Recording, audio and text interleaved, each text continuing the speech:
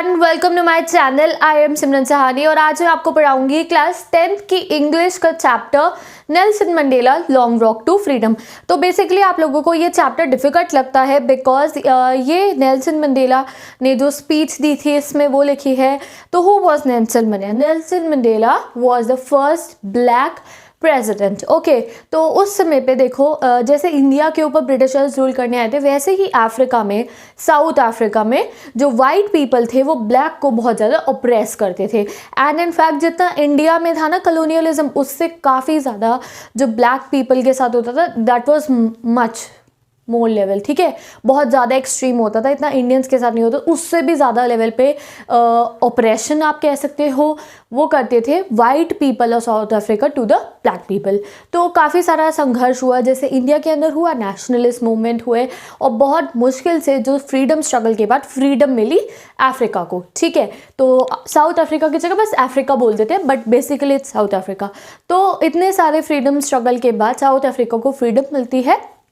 And जब वहाँ पे इलेक्शंस हेल्ड होते हैं, क्या होते हैं? इलेक्शन हेल्ड होते हैं। जैसे इंडिया में भी इलेक्शन हेल्ड हुए ना जब अंग्रेज हमें छोड़ के चले गए, वैसे ही यहाँ पे इलेक्शन हेल्ड हुए और इलेक्शन जीत जाते हैं। 400 में से I think almost 252 something, I am not sure about the limit, seats जो नेल्सन मंडेला की पार्टी थी अफ्रीकन नेशनल कांग्रेस वो जीत जाती है। एंड जो नेल्सन मंडेला होते हैं वो फर्स्ट ब्लैक प्रेसिडेंट बनते हैं ऑफ ऑल द वर्ल्ड। पूरे वर्ल्ड में पहले ब्लैक प्रेसिडेंट कौन बनते हैं? Nelson Mandela. तो जब वो आते हैं, देखो वो खुद फ्रीडम स्ट्रगल में पार्टिसिपेट उन्होंने करा था, तो वो पूरी आप बीती जैसे कहते हैं ना ऑटोबायोग्राफिकली सब बताते हैं दैट कैसा उन्हें फील होता है। एंड इनफैक्ट उनकी स्पीच से आपको पता चलेगा दैट वो वाइट पीपल को भी ज़्यादा दोषी नहीं ठहराते हैं, वो इस सोसाइटी को, इस ऑपरेशन के सिस्टम को चेंज करने के जो सॉल्यूशंस है वो भी हमें देते हैं। तो बहुत आसान चैप्टर है, मैं आपको पढ़ाऊंगी। एंड कुछ इंपॉर्टेंट चीज़ें हैं इस चैप्टर में से जो बेसिकली आपके बोर्ड एग्जाम में रिपीट होते हैं। ठीक है, chapter as a story detailed explanation मैं आपको बता रही हूँ कि तुम्हें एनसीईआरटी अगर आप देखोगे तो तुम्हें बिल्कुल भी डिफिकल्ट नहीं लगेगा। सेकेंडली जो इंपॉर्टेंट क्वेश्चन होते हैं जो बोर्ड्स में आते हैं फ्रॉम दिस चैप्टर, वो डिस्क्रिप्शन बॉक्स में लिंक गिवन है या this chapter name most important question video. तो मैंने बहुत पहले ही बना दी थी because this was a difficult chapter for your pre boards. I made that video, go and check that video. Value based question भी मैंने उसमें आप लोगों का डाला है, डिस्क्रिप्शन में उसके आंसर मिलेंगे, तो आप चेक करो, नीचे वीडियो का लिंक गिवन है, आंसर्स क्वेश्चन वहाँ से प्रिपेयर करो। और यहाँ मैं आपको डिटेल में ये चैप्टर एक्सप्लेन कर रही हूँ। And yes, I forget to tell you that I am Simran and मैंने अपने चैनल पर क्लास 10th की फुल इंग्लिश पढ़ा दी है। 10th की फुल इंग्लिश के important question are there, 10th की SST is there, 10th SST important question 1 mark and all that is there, and 10th science important question are there. तो description box को आप check करो, SST science and English आप जाके मेरे channel से पढ़ सकते हो। तो स्टार्ट करते हैं अपना चैप्टर। ठीक है, तो नेल्सन मंडेला जो थे ना, he fought for the freedom of Africa. ठीक है, and he spend 30 years in prison during the fight.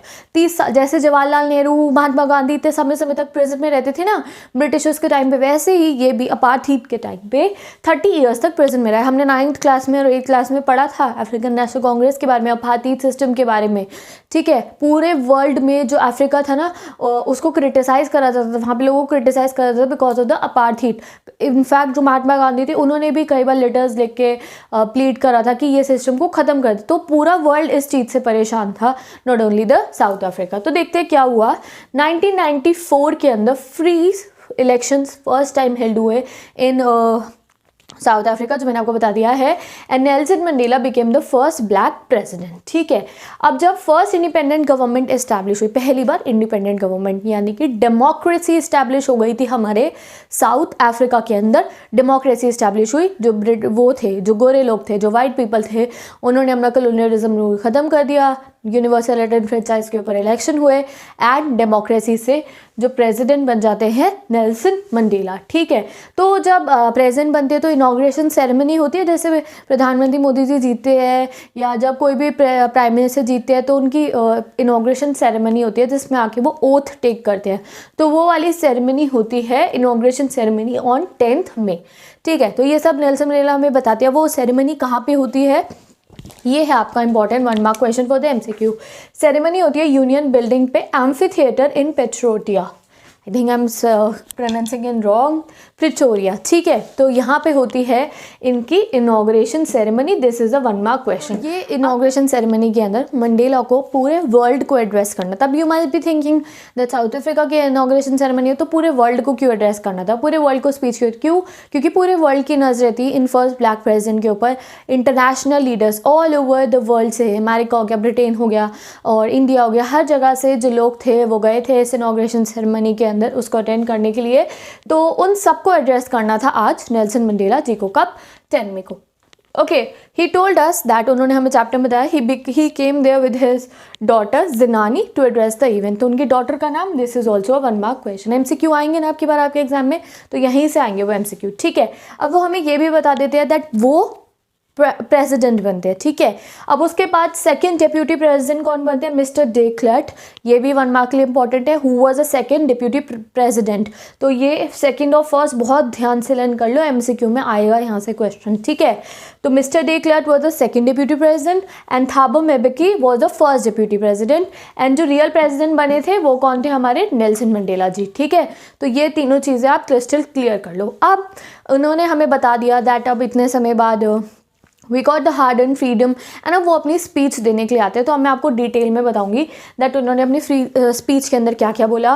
First उन्होंने क्या बताया, सेकेंड उन्होंने क्या बताया, थर्ड उन्होंने क्या बताया, 4, 5, 6 मेनली 6 पॉइंट्स उन्होंने हाईलाइट करके बताए थे। मैं भी साइड भी हो जाऊंगी, आप इसका स्क्रीनशॉट ले लेना। तो कभी तुम्हें चैप्टर पढ़ने की भी जरूरत नहीं पड़ेगी, you can just revise the whole chapter from the notes that I have written on the board, ठीक है। तो जैसे ही अपनी स्पीच स्टार्ट करते हैं, he told us that liberty मिल चुकी है अब अफ्रीकन्स को। एंड जो अफ्रीका के अंदर हुआ था ना, it was extra ordinary human disaster. जो अफ्रीका के अंदर पार्टी सिस्टम में जो ऑपरेशन हुआ, मतलब बहुत गलत होता था, तो वो कहते हैं that it was extra ordinary human disaster. तो ये आपको याद रखना है, क्या रेफर करा था उन्होंने, जो कुछ भी अफ्रीका में हुआ उसको एक्स्ट्रा ऑर्डिनरी ह्यूमन डिजास्टर, ठीक है। He was proud that the country was now free and pledged freedom would continue forever. अब as the president of South Africa वो प्राउड फील करते हैं एंड वो कहते हैं दैट आज के बाद कभी भी साउथ अफ्रीका के अंदर race, colour, caste and black, white, इस सब के ऊपर डिस्क्रिमिनेशन कभी नहीं होगा। They will stand united. तो वो प्लेज करते हैं फ्रीडम की, कि सबको फ्रीडम मिलेगा, कोई डिस्क्रिमिनेशन नहीं होगा, इसकी वो प्लेज लेते हैं, ठीक है। सेकेंडली वो बताते हैं, जब वो प्लेज लेते हैं उसके बाद आर्मी के जो जनरल्स होते हैं they were there to salute Nelson Mandela. तो वो बताते हैं दैट आज के दिन पे जो आर्मी जनरल्स थे they also accepted the democracy setup. देखो जो आर्मी होती है, जैसे हमने देखा 26 जनवरी की परेड होती है, हमेशा जो आर्मी है वो सल्यूट करती है प्राइम मिनिस्टर को, हमारे डेमोक्रेटिक सिस्टम को, because army is a main part of a democratic system. तो नेल्सन मंडेला कहते हैं आज का दिन पे आर्मी ने भी हमें अपनी एक्सेप्टेंस दे दी है, सारे के सारे जनरल्स खड़े होकर हमें सल्यूट कर रहे हैं। ऊपर इम्पाला जेट्स जाते हैं, उनमें से जो उनका अफ्रीका का नेशनल फ्लैग है उसके कलर्स, आप कलर्स मुझे कमेंट सेक्शन में कमेंट करके बताओ कौन से थे, वो निकल रहे होते हैं, ऐसे रेनबो बन रखा होता है उन कलर्स से उनके फ्लैग का। तो ट्रिब्यूट मिलती है डेमोक्रेटिक गवर्नमेंट को थ्रू द जनरल्स। और वो ये भी बताते हैं कि आज तो ये जनरल्स मुझे ट्रिब्यूट दे रहे हैं, बट कुछ समय पहले यही जनरल्स मुझे लॉकअप में बंद कर देते थे। वाई? बिकॉज उनके भी हाथ बंधे हुए थे, they were under the white rule, ठीक है। तो ये चीज़ वो अपनी इस स्पीच के अंदर बताते हैं। Generals who would have arrested me earlier are now saluting, वो ये बताते हैं, ठीक है। एंड उसके बाद वो बताते हैं दैट 2 एंथम्स, नेशनल एंथम्स, दोनों नेशनल एंथम्स के नाम भी you will tell me in the comment section. Now you saying that मैं कमेंट सेक्शन में करने को क्यों बता रही हूँ, एक तो तुम्हें याद हो जाएगा और अगर तुम्हें याद नहीं है तो डिस्क्रिप्शन बॉक्स में मैं डाल दूंगी दोनों नेशनल एंथम के बाद इम्पाला जेट्स में से कौन से कलर्स निकले थे उसका नाम, एंड इंपॉर्टेंट क्वेश्चन वीडियोस में भी इसके ऊपर क्वेश्चन थे, सो दैट आपको याद हो जाए, ठीक है। तो दोनों नेशनल, अब दो नेशनल एंथम्स क्यों? Because in South Africa there is a mixture of population between whites and blacks. तो ब्लैक्स का अपना था एंड वाइट्स का अपना था, एंड उस समय पे ना इन लोगों को अपना नेशनल एंथम याद भी नहीं होता। ये चीज़ भी नेल्सन मंडेला जी बताते हैं दैट हाँ बाय हार्ट लर्न नहीं होता। जैसे फर्स्ट टाइम आप कोई सॉन्ग गाओ तो आपको याद थोड़ी होता है, you just try to mimic it, lipsync करते हो आप सबके साथ मैचअप होने की। तो कहते हैं धीरे धीरे ये जो नेशनल एंथम है हमें याद हो जाएगा। अब जनगण मन हम सबको याद है, छोटे होते हुए नहीं होता था, ठीक है। And the 2 national anthems were played for the white and black. ये दो बातें हो चुकी हैं, अब थर्ड बात पे आते हैं। He talks about the history, वो बताते हैं ये जो डिस्क्रिमिनेटरी अपार्थाइड सिस्टम जो था, ये डिस्क्रिमिनेटरी जो वाइट लोग ब्लैक के ऊपर रूल कर रहे थे, ये सिस्टम की शुरुआत कैसे हुई। तो ये डिस्क्रिमिनेटरी सिस्टम शुरू हुआ था 20th सेंचुरी की स्टार्टिंग से। 20th सेंचुरी की स्टार्टिंग से मतलब 1900 से 1909 में ये ऑपरेशन सिस्टम स्टार्ट हुआ था, जब एंग्लो बेयर वॉर हुआ था। एंग्लो बेयर वॉर हुआ था। इस एंग्लो बेयर वॉर के बाद जो था, जो वाइट पीपल थे उन्होंने आके कॉलोनी बना ली थी साउथ अफ्रीका को, and they started operating the black people and racial discrimination start हो गया था। रेशियल डिस्क्रिमिनेशन पता क्या हुआ, जैसे ब्लैक लोग थे उनको स्लेव्स बना के अपने घर पे रखा, उनको नौकरों की तरह ट्रीट करा जाता था, उनको सड़क पे घूमने की इजाज़त नहीं थी, वो किसी बेंच पे नहीं बैठ सकते थे, वो किसी वेल में से पानी नहीं निकाल सकते थे, और उनको मतलब इतना काम कराया जाता था, स्लेव्स गुलाम बना के रखा जा रहा था। तो देयर वाज अटर ऑपरेशन, ठीक है। और ये कब से स्टार्ट हुआ था, 1900 से 1909 में ये स्टार्ट हो चुका था। First decade of the 20th century से ही ये operation system Anglo Boer war के बाद स्टार्ट हो गया था, ठीक है।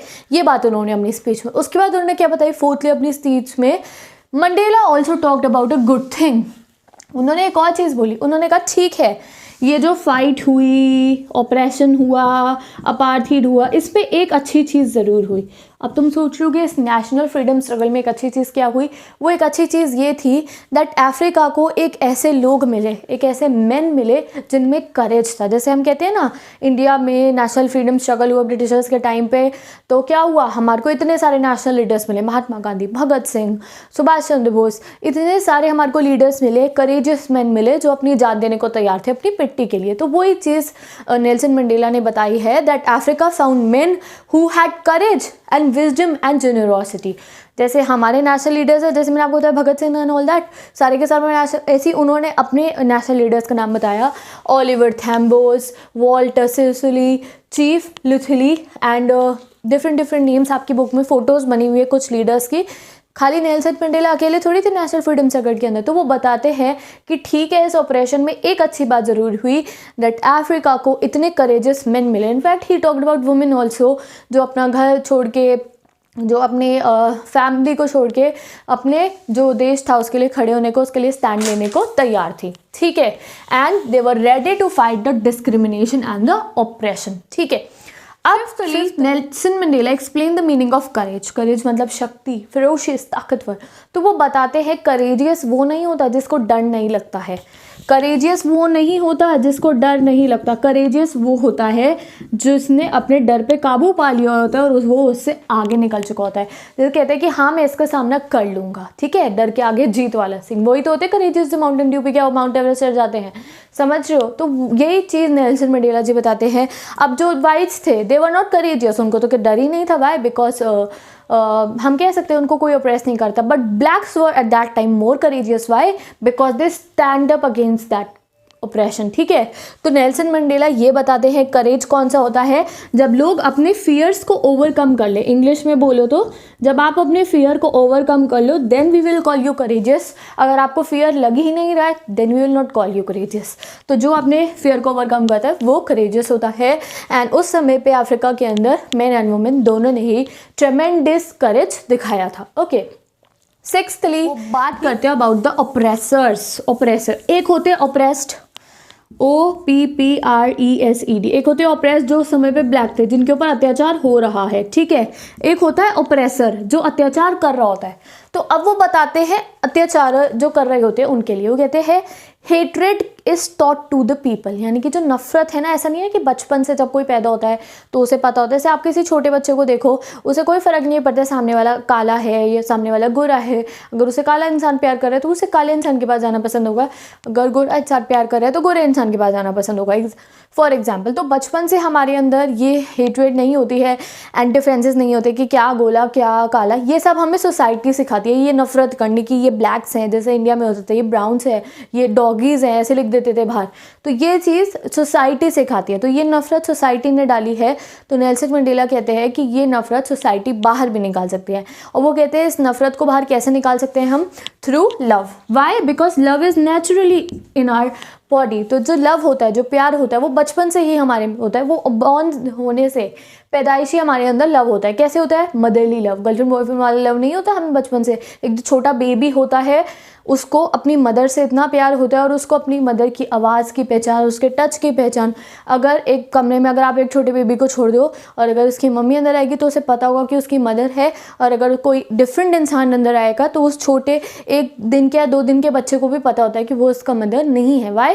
Because this bond is given by the almighty. तो ये जो लव होता है हमारे अंदर बाय बर्थ होता है, बट जो ये हेट्रेड होती है ये हमें सोसाइटी सिखाती है। तो इसलिए नेल्सन मंडेला कहते हैं that it can be taught. जो प्यार है, यानी कि ये जो हम अब आज के समय पे तो इतना नहीं होता है, हम लोग ब्लैक्स और वाइट्स के बीच में कोई डिफरेंस नहीं है। The love can be taught, ये हमें नेल्सन मंडेला जी सिखाते हैं।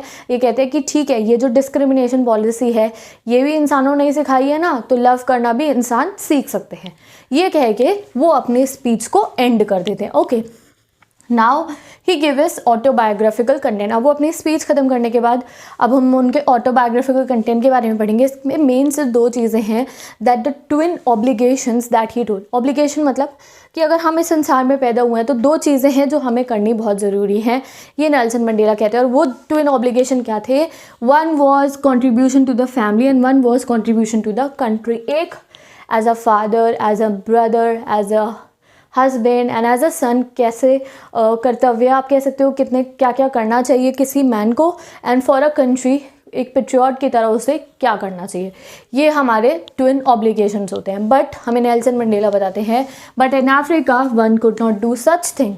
अफ्रीका के अंदर ये ट्विन जो हमारी ऑब्लिगेशंस होते हैं इनको कोई भी जो लड़का था या कोई मैन था वो फुलफिल नहीं कर पा रहा था because of the discrimination practice. Because यहाँ पे डिस्क्रिमिनेशन प्रैक्टिस थे। अगर कोई सन है अपनी मदर की केयर करना चाह रहा है या अगर हस्बैंड अपनी वाइफ की केयर करना चाह रहे हैं, दे आर ब्लैक, तो वो डिस्क्रिमिनेटरी पॉलिसी की वजह से अपने जितने भी उनके टास्क थे, जितने भी उनके कुछ भी उन्हें करना होता था उसके ऊपर कोई ना कोई रोक टोक होती थी। तो वो इसलिए कहते हैं दैट इन ट्विन ऑब्लिगेशंस में से जो फैमिली वाला ऑब्लिगेशन था वो हम डिस्क्रिमिनेटरी पॉलिसी की वजह से पूरा नहीं कर पा रहे थे।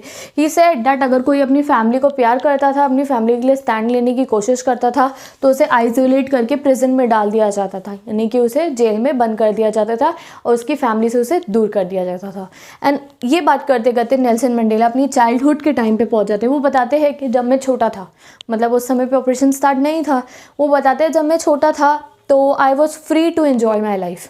मेरे को बस अपने फादर की सारी बातें माननी होती और जो हमारा ट्राइब था उसके रूल्स थे वो मानने होते थे और मैं बहुत अच्छे से अपनी लाइफ जीता था। बट जब जैसे जैसे मैं बड़ा हुआ, मैं कॉलेज में आया, तब मैं फ्रीडम मुझे समझ में आया कि भैया मुझे अपनी फ्रीडम के लिए लड़ना है, बिकॉज वाइट पीपल ने ऑपरेशन स्टार्ट कर दिया था। फिर जब उनकी जॉब लगी, when he was a law binding person, तो उन्हें समझ में आया कि जो वाइट पीपल है उनके खिलाफ खड़े होने के लिए मुझे क्रिमिनल भी बनना पड़ेगा। And then Nelson Mandela join the African National Congress. African National Congress में वो ज्वाइन करते हैं। फिर काफ़ी लंबा ये फ्रीडम स्ट्रगल चलता है and at the end democratic government establish हो जाती है एंड ये जो ऑपरेशन वाला अपार्थाइड सिस्टम था वो फाइनली एंड हो जाता है। तो यहाँ पे आपका चैप्टर कंप्लीट हो गया। अब लास्ट में जो हमारे नेल्सन मंडेला है वो बताते हैं and lastly Nelson Mandela oppressed and oppressor के बारे में बोलते हैं। ऑप्रेस्ड कौन है? जो अत्याचार जिसके ऊपर हो रहा है, तो वो तो परेशान होते ही है। वो कहते हैं जो ऑप्रेसर होता है ना, दे आर ऑल्सो प्रेजेंट, यानी कि जो वाइट पीपल है ना वो भी प्रेजेंट है। अब तुम सोचोगे क्यों, वो तो अत्याचार कर रहे हैं, वो किस बात से प्रेजेंट है? Why? Because they are full of hatred, they are prisoner of hatred and उनके अंदर इतनी हेट्रेड, आप कहते हैं ना जो नफरत करने वाला इंसान भी खुश नहीं रहता है, तो एग्जैक्टली वो यही बात बोलते हैं दैट ऑप्रेस तो परेशान है ही, but oppressor is also full of hatred, they are enclosed in the prison of hatred. जो ऑप्रेसर हैं they are also not free. Oppressor की क्या ड्यूटी है कि उन्हें अत्याचार करते रहना है एंड ऑप्रेस की क्या ड्यूटी है कि उसको जो अत्याचार है वो सहते रहना है। तो इसीलिए नेल्सन मंडेला ये कह के अपनी जो स्पीच है उसको एंड कर देते हैं एंड ये आपका चैप्टर ख़त्म हो जाता है इस नोट के ऊपर कि जो ऑप्रेस्ड है ना ऑप्रेसर है, both are not happy. Chapter आपका यहीं पे कंप्लीट हो गया है। इस चैप्टर के जितने भी इंपॉर्टेंट क्वेश्चन है उसकी वीडियो का लिंक गिवन है, you can go and study. अब लास्टली बात करते हैं इस चैप्टर के कंक्लूजन की। तो इसका मेन कंक्लूजन वही है जो नेल्सन मंडेला ने हमें समझाया था of the notion of the courage, यानी कि करेजियस कौन होता है? जिसने अपने फियर को कॉन्कर कर लिया होता है, वो नहीं होते हैं करेजियस जिनको किसी चीज़ से डर नहीं लगता। ओके, तो with this I am ending this video. So I hope तुम्हें ये चैप्टर समझ में आ गया होगा। तो इस चैप्टर में जो इंपॉर्टेंट क्वेश्चन आप जाके देख सकते हो। And don't forget to share this video with all your classmates. And I meet you in the next video. तो डिस्क्रिप्शन बॉक्स को चेक करो, क्लास 12 इंग्लिश के सारे चैप्टर्स आप जल्दी से जाके पढ़ो and then check the important question series. And best of luck for your board exams.